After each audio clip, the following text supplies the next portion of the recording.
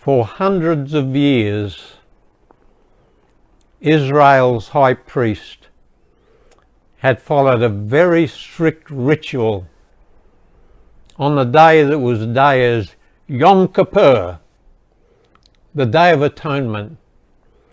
By Christ's time, there were some changes. The high priest, before the slaughter of the sacrifice, was kept up all night, not allowed to sleep. He was interrogated by the elders of the synagogue. He was stripped several times lest he defile himself. And then in the morning, when a rooster crowed, they lit the first fires for the sacrifice.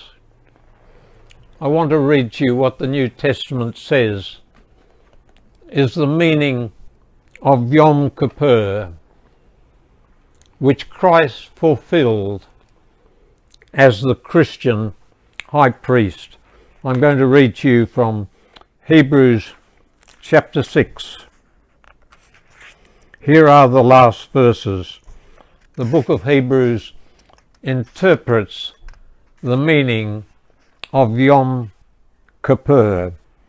And here in Hebrews chapter 6, verse 19 on, we have this hope as an anchor for our hearts.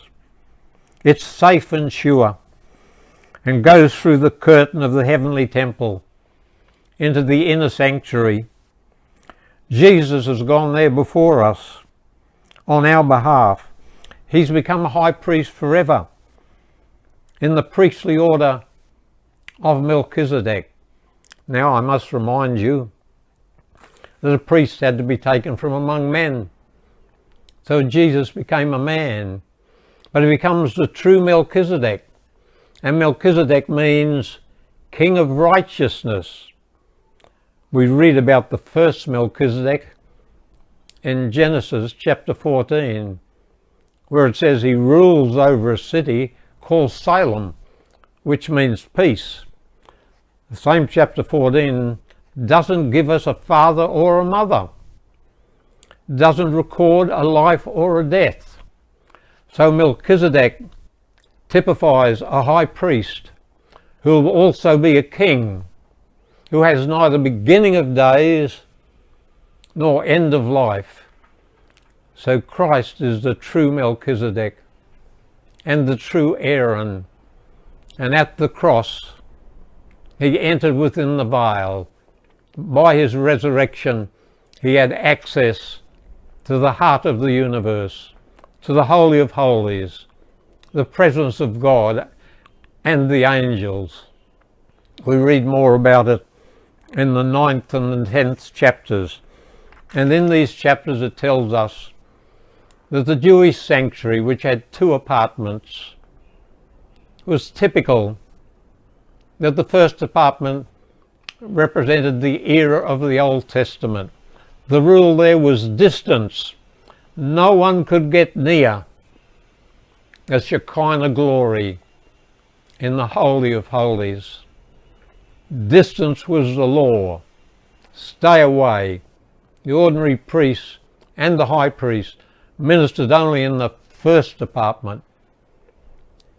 But on the Day of Atonement, on that day only, with incense and with blood, the high priest went through the veil, dividing the 2 apartments into the second apartment, which was typical of the Christian dispensation.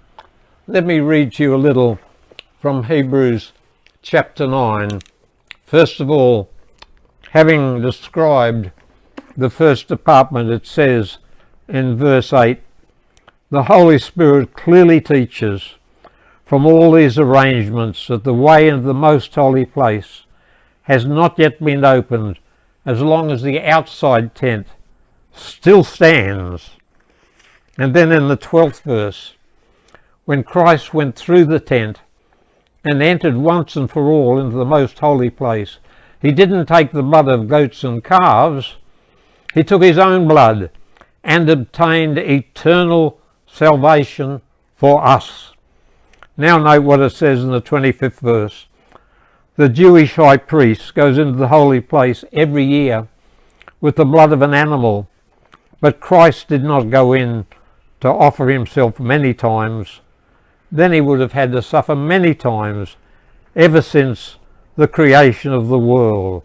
Instead, he's now appeared once and for all, when all ages of time are nearing the end, to remove sin through the sacrifice of himself. So the book of Hebrews interprets what the high priest did. And as we read the four Gospels, we are to see that the ritual of the high priest is alluded to over and over. Christ is kept up all night after Gethsemane. He's stripped several times of his clothes. He's stripped to be scourged. He's stripped by Herod's men to give him another cloak. He's stripped at the cross, naked.